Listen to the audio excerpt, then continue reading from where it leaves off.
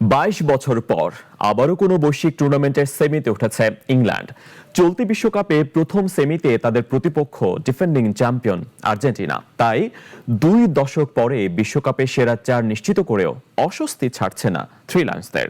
উল্টো আর্জেন্টিনার বিশ্বকাপ সেমিফাইনাল খেলার ইতিহাস দেখে সেই অস্বস্তি আরও বাড়তে পারে হ্যারি কেইনদের। বিস্তারিত প্রতিবেদনে।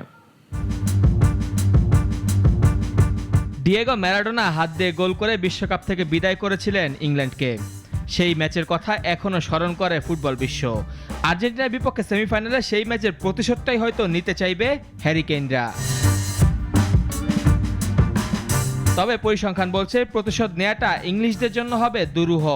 কেননা বিশ্বকাপের সেমিতে কখনোই হারেনি আর্জেন্টিনা। এখনও পর্যন্ত 5 বার সেমিফাইনাল খেলে আলবিসেলেস্তেরা প্রতিবারই ফাইনালে টিকিট কেটেছে। প্রথমবার 1930 সালে উরুগুয়েতে বিশ্বকাপের প্রথম আসরে। সেমিতে আর্জেন্টিনার প্রতিপক্ষ ছিল যুক্তরাষ্ট্র। তবে ম্যাচে তারা পাত্তাই পায়নি আলবিসেলেস্তেদের কাছে। আর্জেন্টিনার জয় ছিল 6-1 ব্যবধানে।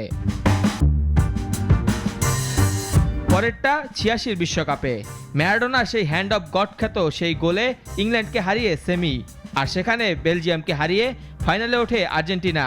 সেবার সোনালি ওই ট্রফিটা ঘরে নিয়ে যায় ম্যারাডোনারা। 1990 সালে ইতালিতে অনুষ্ঠিত বিশ্বকাপের ফাইনালে জায়গা করে নেয় আর্জেন্টিনা। আগের আসরের চ্যাম্পিয়ন আর্জেন্টিনা ফাইনালে ওঠার পথে সেমিতে হারায় স্বাগতিক ইতালিকেই। এরপর 2014 বিশ্বকাপেও সেমিতে নেদারল্যান্ডসকে হারায় আর্জেন্টিনা।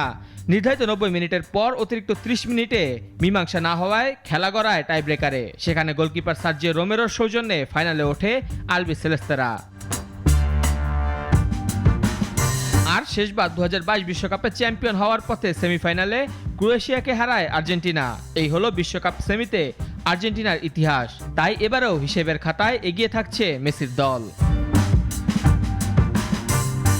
মেহেদী হাসান মুন্না, নাগরিক।